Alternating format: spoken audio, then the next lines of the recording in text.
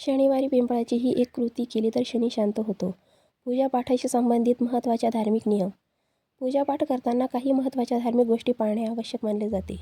एकाच हाताने कधीही नमस्कार करू नये. झोपलेल्या व्यक्तीचे चरण स्पर्श करू नयेत. वडीलधाऱ्यांना नमस्कार करताना त्यांच्या उजव्या पायाला उजव्या हाताने आणि डाव्या पायाला डाव्या हाताने स्पर्श करून प्रणाम करावा.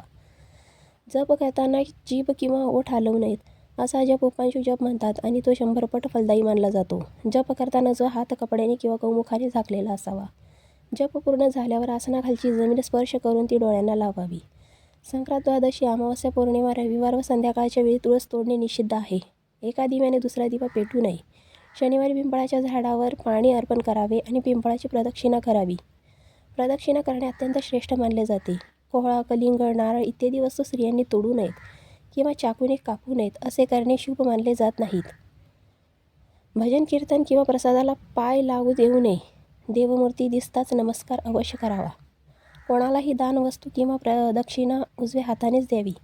एकादशी, अमावस्या, कृष्ण चतुर्दशी, पौर्णिमा, व्रत व श्रद्धेच्या दिवशी दाढी केस कापू नयेत, अन्यथा केलेले कर्म निष्फळ ठरते. शंकर भगवानांना बिल्वपत्र, विष्णूंना तुळस, गणेशांना दुर्वा आणि लक्ष्मी देवीला कमळ प्रिय आहे. शिवरात्रीखेरीज शंकरांना कुमकुम लावू नये. शिवजींना कुंद, विष्णूंना धतुरा, देवीला आक, मदार आणि सूर्यदेवांना तगरचे फूल अर्पण करू नये.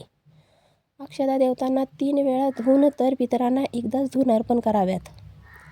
नवीन बिल्वपत्र उपलब्ध नसल्यास आधी अर्पण केलेले बिल्वपत्र धुवून पुन्हा अर्पण करू शकतो. विष्णूंना तांदूळ, गणेशांना तुळस, दुर्गादेवी व सूर्यनारायणांना बिल्वपत्र अर्पण करू नये. पत्रपुष्प किंवा फळे उलटी करून अर्पण करू नयेत. जशी उत्पन्न झाली आहेत तशीच अर्पण करावीत. मात्र शंकरांना बिल्वपत्र उलटे करून दांडी तोडून अर्पण करावे. पान अर्पण करताना त्याची दांडी तोडून अर्पण करावी. कोमजलेले फूल किंवा शिळे पान कधीही देवाला अर्पण करू नये. गणेशांना तुळस फक्त शुक्र चतुर्थीला अर्पण केली जाते. कमळाचे फूल 5 रात्रीपर्यंत कोमेजत नाही.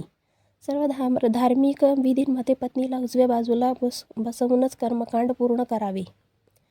घंटा, धूप, दीप उजव्या बाजूला ठेवावेत. तर शंकरांना जल, पत्र व पूजन सामग्री योग्य क्रमाने मांडावी. माहिती आवडली असेल तर पेजला फॉलो करा, व्हिडिओला लाईक, शेअर करा. भेटूया नवीन व्हिडिओ. तोपर्यंत धन्यवाद.